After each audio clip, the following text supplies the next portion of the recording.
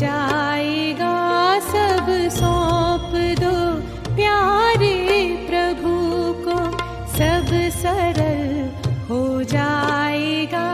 खुशियों की सुंदर झील में जीवन कमल मुस्काएगा। सब सौंप दो प्यारे प्रभु को।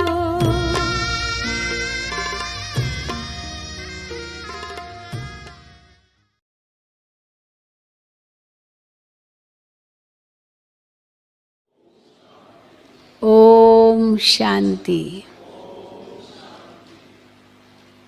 एक हिसाब से तो हम सब योगी हैं, आप माने या न माने, पर हम सब योगी हैं। क्योंकि योग का मतलब होता है याद, ध्यान। अगर ध्यान शब्द भी कहते हैं तो वो भी एक याद है, और वो याद मन में होती है, और मन सदा ही सोचता रहता है। जिसके विषय में सोचता है उसके साथ उसका योग कहेंगे। तो योग का सरल से सरल अर्थ है याद, और ये याद तो मन का काम है। मन जिसको भी याद करती है एक हिसाब से उसका ध्यान करती है।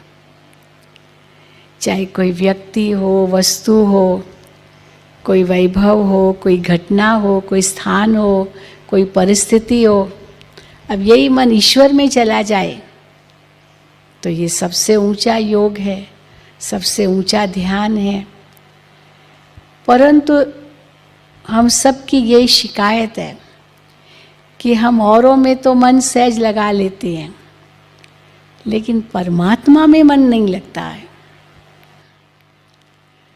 तो क्यों नहीं लगता मन? इसका कारण ही ये था कि मन लगाने वाला कौन और किस में लगाना है यही पता नहीं था। लेकिन अब हमें ये सब बातें समझ में आ गई है, तो ध्यान लगाना मुश्किल नहीं है। परंतु कई कहते हैं मेडिटेशन के बारे में अलग अलग विचारधाराएं हैं, बहुत सारे विचार हैं, क्योंकि अलग अलग प्रकार के मेडिटेशन सिखाए जाते हैं।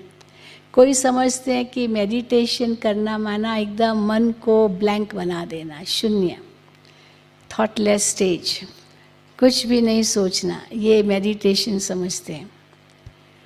या कहेंगे चित्त वृत्ति निरोध, चित्त की जितनी भी वृत्तियां हैं, जितने भी भाव है मन में आते हैं, उन सबको सप्रेस करना, दबाना, ब्लैंक बनना, अर्थात मन एकदम खाली हो जाए।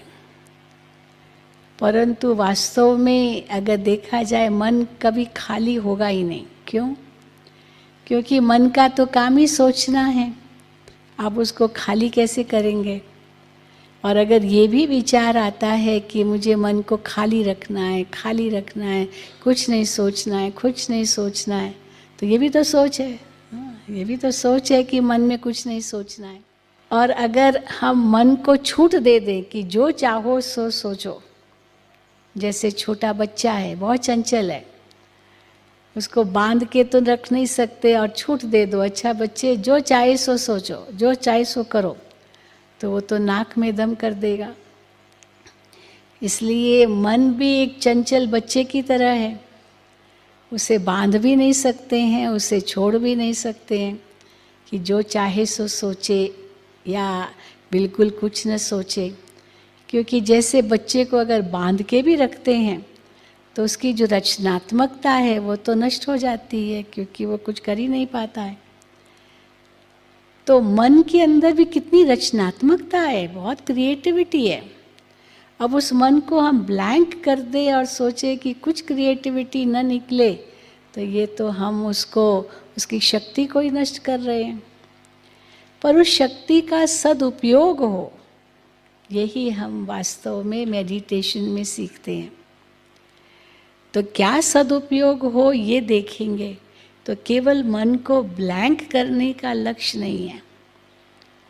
तो फिर कई कहते कि अच्छा मेडिटेशन करना तो क्या मन को फोर्स देना होता है।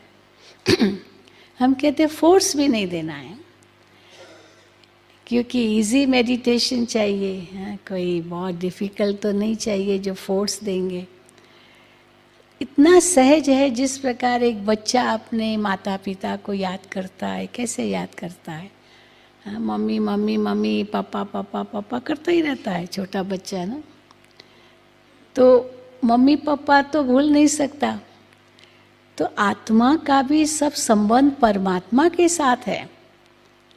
इसलिए परमात्मा के साथ जो आत्मा का अविनाशी संबंध है वो कहीं टूट गया है, इसीलिए उसे फिर से जोड़ना है। और वो तो मुश्किल नहीं होना चाहिए। किसी के साथ भी हमारा संबंध होगा तो उसको याद ही तो करना है, तो वो मुश्किल का आएगा। इसीलिए फोर्स करने की तो बात ही नहीं है, तो सहज हो सकता है। तो इसीलिए मन में हम क्या सोच लाएं, सदा हमारे पास चॉइस है। क्या टेंशन वाले विचार लाने हैं या शांति वाले विचार लाने हैं? अगर आपके मन में शांति वाले विचार होंगे तो शांति तो आपके पास ही है, पर लाएंगे टेंशन वाले विचार तो शांति तो आपसे बहुत दूर है। तो इसीलिए हमारे मन में क्या विचार हम लाते हैं, हम मालिक बन करके वो अटेंशन दें, तो क्यों नहीं मन में परमात्मा की भी याद आएगी, क्यों स्पीडी होगा मन। फिर कई कहते ठीक है स्पीडी तो चलो हम रोक सकते हैं, लेकिन क्या हम कोई विशेष पोस्चर में बैठे? कई समझते हैं पद्मासन करके बैठना है, पद्मासन करने के बाद ही मेडिटेशन होता है। हम कहते पद्मासन तो सब नहीं कर सकते हैं, और ये तो चलते फिरते इजी चाहिए मेडिटेशन, बिजी रहते हैं, तो हम सारा दिन बैठे थोड़ी रहेंगे। और पद्मासन तो अगर किसको घुटने की प्रॉब्लम है या आर्थराइटिस है या जो कुछ है, इट इज़ नॉट इजी कि पद्मासन हम करें। तो पद्मासन करके ही बैठना है तब मेडिटेशन होगा, ये ज़रूरी नहीं है।